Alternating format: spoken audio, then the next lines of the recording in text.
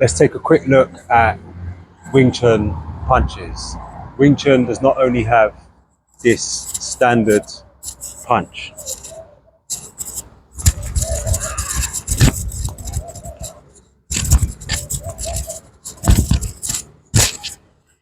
Let's take a look at Wing Chun punches. Wing Chun does not only have this standard punch that you see performed in the form.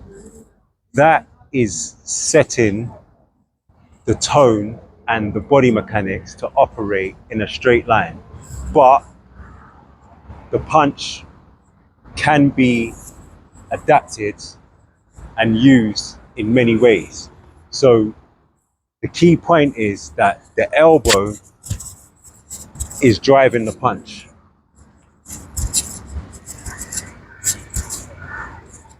Once we add hip to that driving of the punch, it adds power and flexibility.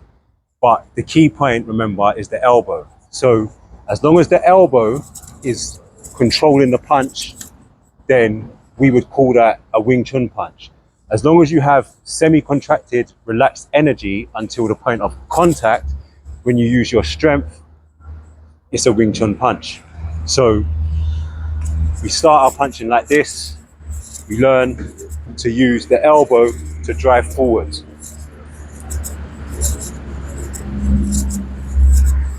We also slightly turn the elbow inside to create a stronger power line on connection, which drives through here all the way down, although rarely we will come to our full extent of this punch mechanics here. We will normally stop around here because we'll be close range 90% of the time anyway, because that's how Wing Chun operates best, in close range. That's what it's designed for. So if we want to throw, say, a back fist, that's fine.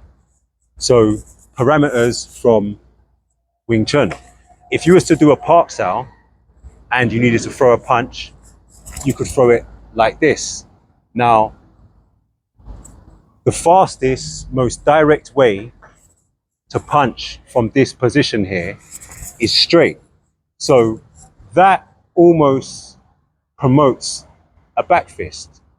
It more or less is a back fist because we're coming from across our body and hitting the center line. So there's no chance that that cannot be within Wing Chun, because Wing Chun always uses the most direct route.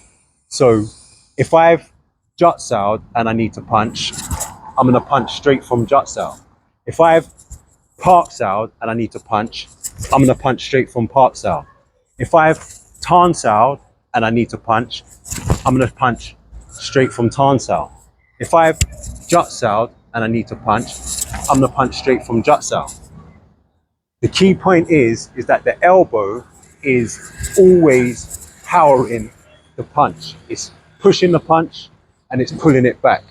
And then the wrist is gonna, like all the other techniques, the fist is gonna clench on impact. As it clenches, it injects forward and there's a slight pulling of the wrist. However, when you connect, the firmer you can be, you will drag your mass into the punch. If you go and hit a punching machine, for instance, one of them ones that's on the swingy thing, yeah? If you hit your punch like this, but you don't go completely firm, you will get less of a score than if you go completely firm on impact. As you hit it, you clench and make everything tight. That's gonna drag your mass forward. If you're not tight, the punch is gonna go by itself and the mass and the body is gonna get left behind. If you watch this side angle here, when I do this, look, I'm not tensing. You see, the body doesn't get dragged in. As soon as I tense, you can see it drags the body in.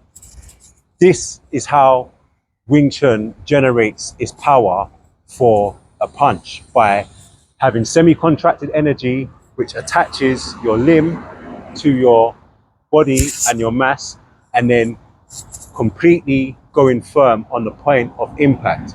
We only use strength at the point of impact because it's a waste of energy to be using strength all the way through the motion of trying to get to your target. Because the only time your opponent is going to feel any injury or any pain is when they actually get hit. So save your strength for the important moments. Again, Wing Chun, economy of motion and energy. We're not going to use strength to travel when we can use relaxedness that doesn't cost us energy. So again, switch on and we switch off, but we're always semi switched on. This is the key to Wing Chun. If you have any questions, feel free to ask.